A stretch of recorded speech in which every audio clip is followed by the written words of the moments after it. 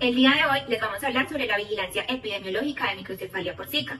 También les vamos a estar exponiendo un caso de un recién nacido en Supatanzá con estas mismas condiciones.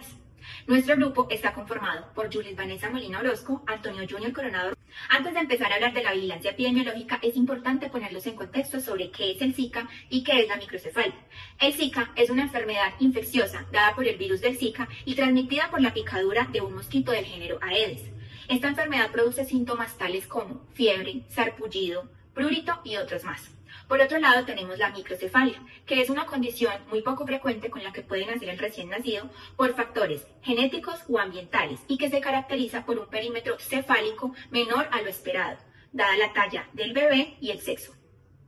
Ahora, hablando de la vigilancia epidemiológica en Colombia, en el periodo del 2015 al 2016 se presentó un aumento alarmante de casos de microcefalia y de efectos congénitos del sistema nervioso central por Zika, lo que representó 10.609 casos, que también significaban que el 58% de los casos de microcefalia y otros defectos congénitos del sistema nervioso central eran potencialmente atribuibles al virus del Zika.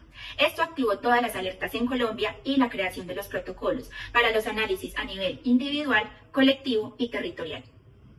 Ahora les voy a hablar de los procesos de análisis individual para la microcefalia y otros defectos congénitos del sistema nervioso central por Zika, dados por las circulares 004 y 007 del año 2016. Los pasos son los siguientes. El primero es realizarle una entrevista a la madre para ver si tuvo una vinculación directa con el Zika. Después se deben de tomar muestras de tejido del cordón umbilical y de la placenta, ya sea del nativivo o del natimorto. Luego se deben de tomar muestras de suero de la sangre del cordón umbilical. Si no se alcanzan a tomar muestras de tejido, entonces se deben enviar muestras de suero del nacido vivo, pero que tenga la condición de microcefalia. Después de esto, se debe tomar una muestra de sangre periférica directamente, si es un mortinato, de una punción cardíaca o de una biopsia renal. Después de esto se deben de tomar radiografías en todos los ángulos y también exámenes complementarios más avanzados como la resonancia nuclear magnética o la tomografía axial computarizada. Todos estos exámenes y todas las ecografías prenatales de la madre deben de estar evidenciadas en la historia clínica con lujo de detalle. Sumado a esto también se le debe de hacer, si es un nacido vivo, exámenes auditivos y oftalmológicos al bebé.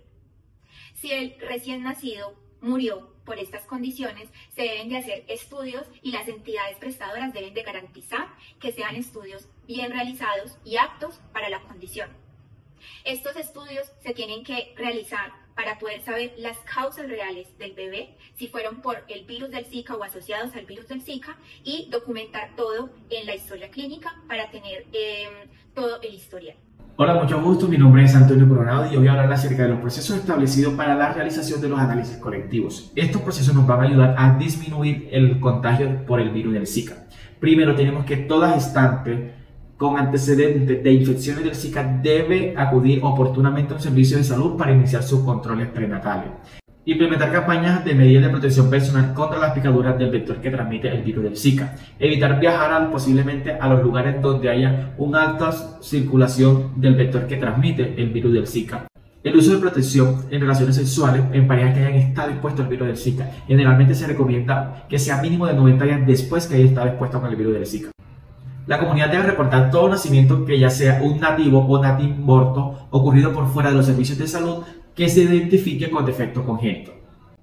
Ahora les voy a hablar acerca de la comunicación de riesgo y el análisis a nivel territorial. Esto se va a realizar por medio de una difusión de información de la situación frente al comportamiento de la microcefalia y otros defectos del sistema nervioso central a prestadores, comunidad científica, tomadores de decisiones, comunidades mediante boletines y comunicados y otros medios de comunicaciones, encaminadas a orientar una medida de promoción y preventivas frente a riesgos de infecciones por el virus del Zika en población general y especialmente en gestantes y sus parejas, orientadas a la educación de derechos sexuales y reproductivos.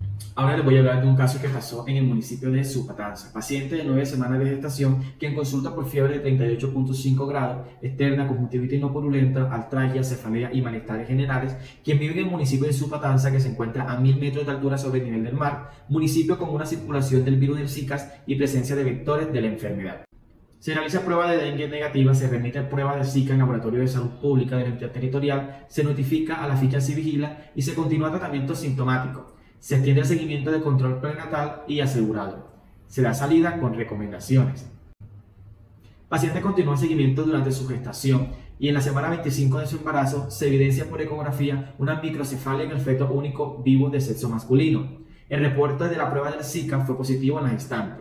El bebé nace en la semana 38 por cesárea y se toma prueba para Zika y se envía al laboratorio de salud pública de la entidad territorial. La revisión de la entidad territorial encuentra 15 casos de gestantes de la misma fecha de consulta del paciente, el cual residía en los mismos barrios.